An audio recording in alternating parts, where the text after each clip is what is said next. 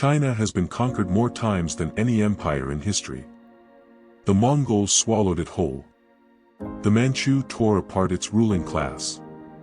Civil war split it between warlords.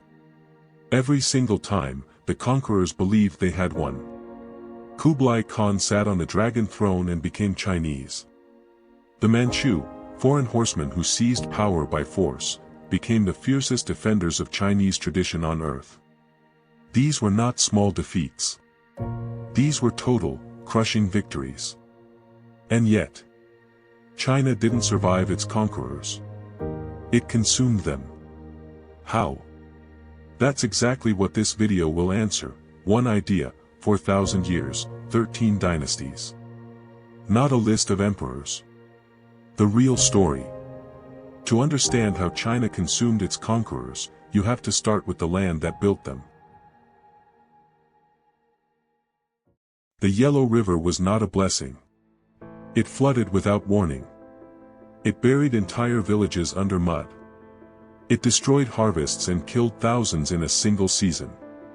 And yet, millions of people kept returning to its banks, because the soil it left behind was the richest on earth. That tension shaped everything. The land was fertile enough to feed a civilization.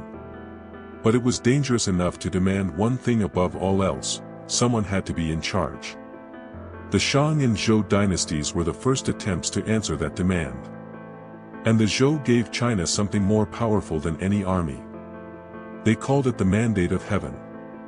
The idea was simple: the ruler rules because heaven chose him. But the moment he fails his people, heaven takes that right away. This was not just religion. It was a political rulebook. It told everyone, soldiers, farmers, rivals, exactly when a dynasty deserved to rise, and when it deserved to fall. China's first superpower was not military strength. It was that idea. And it would outlast everything. The mandate of heaven said a ruler could rise from anywhere. The first man to prove it was the most ruthless person in Chinese history. Qin Shi Huang did not just conquer rival kingdoms. He erased them. In 15 years, he built 6,000 kilometers of roads, constructed the first Great Wall, and forced hundreds of dialects to share a single written language. For the first time, a farmer in the south and a soldier in the north could read the same page. But Qin Shi Huang did not trust virtue. He trusted fear. His system, legalism, ran on punishment, not loyalty. Obey or suffer. There was no middle ground. It worked brilliantly. Until it didn't. The moment he died, the machine collapsed. His son lasted 3 years. The dynasty that invented China was gone in 15. And yet, buried beneath the city of Xi'an, 8,000 terracotta soldiers still stand in perfect formation, waiting for orders from an emperor who has been dust for over 2,000 years. The dynasty died. The soldiers remain. That image tells you everything about the cost of building power on fear alone. When the Qin collapsed, China should have stayed broken. Instead, a peasant put it back together. Liu Bang was nobody. No noble blood. No military title. Just a village official who looked at the chaos after Qin's fall and decided he could do better than the generals fighting over the wreckage. He defeated them all. And then he built the Han Dynasty, one of the most copied systems of government in human history. The key was simple but radical. Liu Bang replaced fear with merit. If you could pass the imperial exam, you could govern a province. It didn't matter who your father was. The bureaucracy ran itself, and that meant the empire could survive even a weak emperor. For 400 years, it held. Then it didn't. Corruption rotted it from inside. Warlords carved it apart. The Three Kingdoms period that followed was so brutal, so dramatic, that China still tells those stories today. But here is what matters most.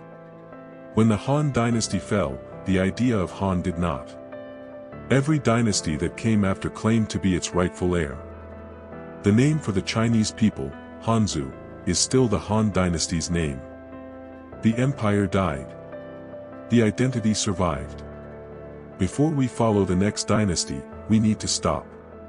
Because there is an invisible force running beneath every section of this story, and without it, none of what follows makes sense. His name was Confucius. And he did not found a religion. He built a social operating system. The idea was this: every relationship in life carries obligations in both directions. The ruler protects the people. The people respect the ruler. The father provides. The child obeys. Not blind obedience, mutual duty. Break your side of the deal, and you lose your right to demand anything. This gave every dynasty a ready-made language for power. It motivated bureaucrats not with gold, but with honor. It told the poor man that if he studied hard enough, he could rise.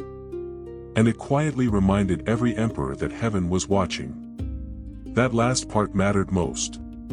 Confucianism constrained rulers just as much as it controlled the people.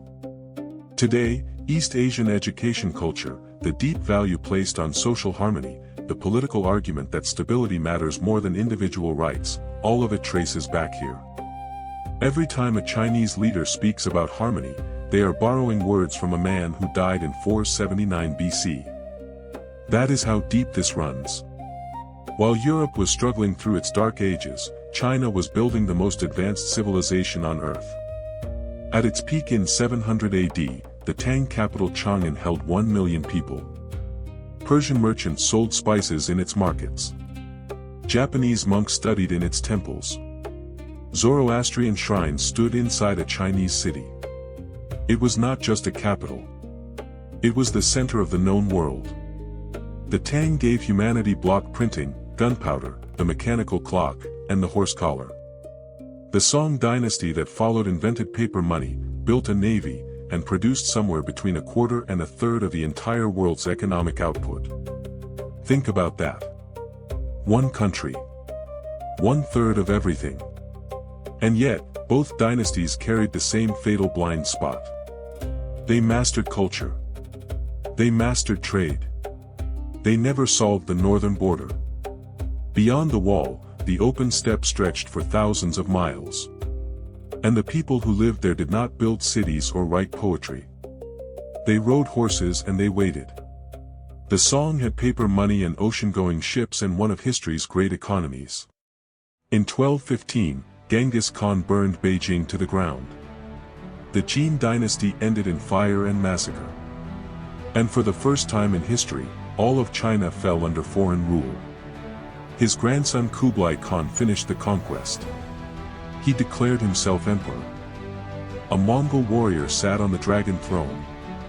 Every previous dynasty had warned that this moment would come.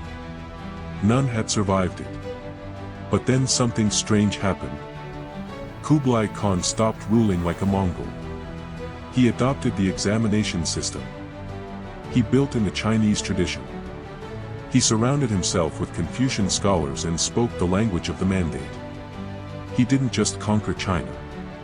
He tried to become it. It wasn't clean. Han Chinese were demoted in their own land. The examination system was suspended for decades. The wounds ran deep and lasted generations. But within 100 years, the Mongol Yuan dynasty was gone, expelled by a peasant rebellion, just like the Qin before them. Another nobody. Another mandate moment. The Mongols left behind almost nothing. Except the name of a city. Beijing. Picture Kublai's court in its final years. Mongol warriors in silk robes. Debating Confucian texts. The conquerors had become the conquered. China had done it again. The peasant who expelled the Mongols built the Ming dynasty. And the Ming built something extraordinary, the Forbidden City, the Grand Canal, the final Great Wall. Then they made a decision that changed the course of world history. They closed the door. A Chinese admiral named Zheng He had already sailed as far as Africa with the largest fleet the world had ever seen. China was on the edge of global dominance. Then the Ming government banned ocean voyages, burned the ships, and turned inward, at the exact moment Europe was turning outward. The Manchu conquered China next. Another foreign dynasty. Another adoption of the mandate. Another century of brilliance. Then came the Opium Wars, forced treaties, and what China still calls its century of humiliation. That wound has never fully closed. Today, the Communist Party speaks the language of stability, harmony, and the will of the people, the same language every dynasty used to justify its rule, while officially rejecting the philosophy those words came from. Here is the detail that stays with you. The Great Wall you see in every photograph was built by the Ming to keep out the Manchu. The Manchu conquered China anyway. Stayed the longest. And still became Chinese. The wall failed completely. China survived anyway. Maybe the wall was never the point. 4,000 years. 13 dynasties. Countless invasions. And the same pattern every single time. The answer was never the wall. It was never the army. It was one idea, portable enough for any ruler to carry, stubborn enough to outlast any conqueror. Legitimacy travels. Power doesn't. Every dynasty that understood this survived. Every dynasty that relied on force alone collapsed within a generation. Qin Shi Huang built the most powerful military machine China had ever seen. It died with him. But beneath the city of Xi'an, 8,000 terracotta soldiers still stand in perfect formation, waiting for orders that never came, guarding an empire that lasted 15 years. The dynasty fell. The civilization that built those soldiers is still here. That is the story of China. Not the dates. Not the battles. The idea that refused to die. But here is the question worth sitting with. If a civilization's greatest strength is absorbing and reprogramming everything that tries to destroy it, at what point does survival stop being heroic and start being something more complicated? If that question stayed with you, that's the point. Subscribe, because every video on this channel takes a civilization reduced to a textbook paragraph and rebuilds it from the ground up. Next, the Ottoman Empire ruled 3 continents for 600 years, then vanished in a single decade.